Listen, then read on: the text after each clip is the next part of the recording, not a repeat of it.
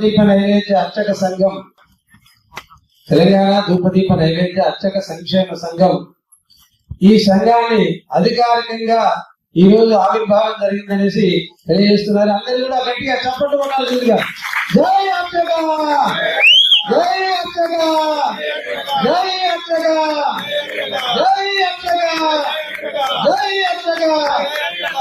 తెలంగాణ ధూపదీప నైవేద్య అర్చక సంఘం, తెలంగాణ ధూపదీప నైవేద్య అర్చక సంక్షేమ సంఘం, తెలంగాణ అర్చక సంక్షేమ సంఘం. ఈ సందర్భంగా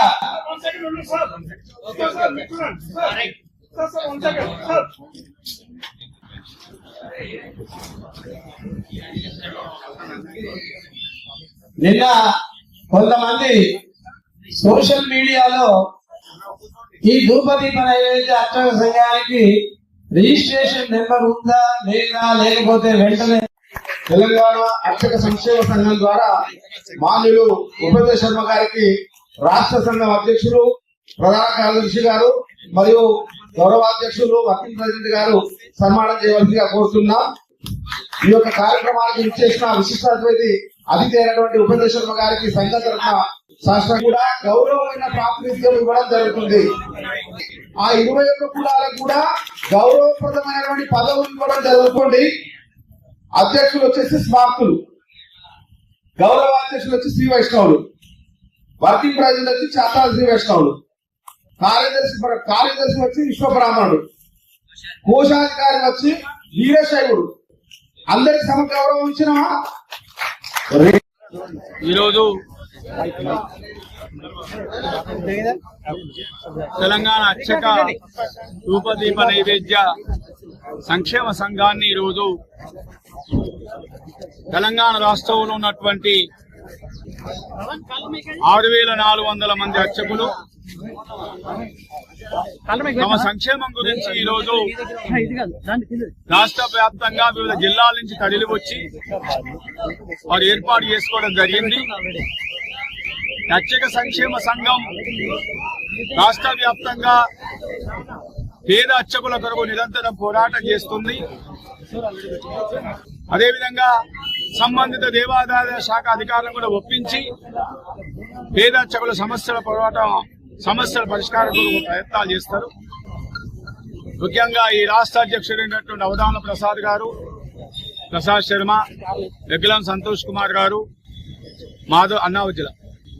మాధవ్ గారు, వీళ్ళందరూ కూడా కలిసికట్టుగా అన్ని జిల్లాలు పర్యటించి నియంతృత్వం ధోరణి లేకుండా గతంలో ఉన్న సంఘాలకు భిన్నంగా, గతంలో ఉన్న సంఘాలు బ్లాక్ మెయిల్ చేస్తూ పేద అర్చకులను మోసం చేసి 8 సంవత్సరాలుగా పేద అర్చకుల మీద కేసులు పెడుతూ పోలీస్ స్టేషన్ల చుట్టూ తిరుగుతూ కోర్టుల చుట్టూ తిప్పుతూ ప్రశ్నించిన వాటందరినీ కూడా పోలీస్ స్టేషన్ తిరిగినటువంటి సందర్భాలు ఉన్నాయి. కాబట్టి వారి నియంతృత్వాన్ని, ఆ నాయకుల నియంతృత్వాన్ని వ్యతిరేకిస్తూ ఈరోజు అందరూ కూడా అర్చకులు బయటకు వచ్చి ఈ సంఘాన్ని ఏర్పాటు చేయడం జరిగింది.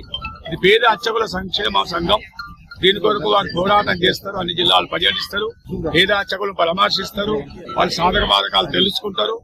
కాబట్టి వారి ఆధ్వర్యంలో ఈ సంఘం అభివృద్ధి జరిగింది. ముఖ్యంగా వీరందరూ కూడా ఈ స్కీమ్ అనే పదాన్ని, ధూపదీప నైవేద్య అర్చక సంఘ స్కీమ్ అనే పదాన్ని తొలగించి వాళ్ళందరినీ కూడా దేవాదాశ కొడుకు తీసుకొచ్చి అదేవిధంగా వాళ్ళందరూ కూడా 99 పియాస్ ఇప్పించాలని ప్రయత్నాలు జరుగుతున్నాయి. గతంలో వైఎస్ రాజశేఖర రెడ్డి గారిని, కేసీఆర్ గారిని ఒప్పించడం, ఇప్పుడు కూడా త్వరలోనే రేవంత్ రెడ్డి గారిని ఒప్పించి వీళ్ళందరూ కూడా న్యాయం చేసే విధంగా ఈ సంక్షేమ సంఘం ప్రయత్నం చేస్తుందని చెప్పేసి మీ ద్వారా రాష్ట్రంలో ఉన్న తెలంగాణ రాష్ట్రంలో ఉన్నటువంటి 6,600 మంది అర్చకులకు తెలియజేస్తాం. ఈరోజు తెలంగాణ ధూపదీప నైవేద్య అర్చక సంక్షేమ సంఘం అనే పేరుతోటి కొత్త సంఘాన్ని ఆవిష్కరించుకోవడం జరిగింది. మేము పిలవంగానే వచ్చినటువంటి గంగు ఉపేంద్ర శర్మ గారికి తెలంగాణలో ఉన్నటువంటి ధూపదీప నైవేద్య అర్చకులందరి పక్షాన హృదయపూర్వకమైనటువంటి కృతజ్ఞతలు తెలియజేస్తున్నాం.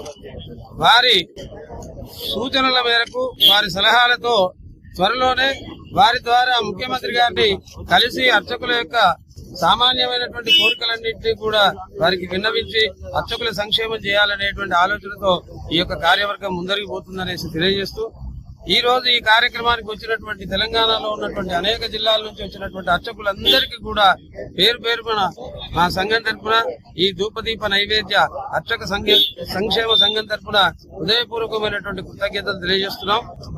జై అర్చక.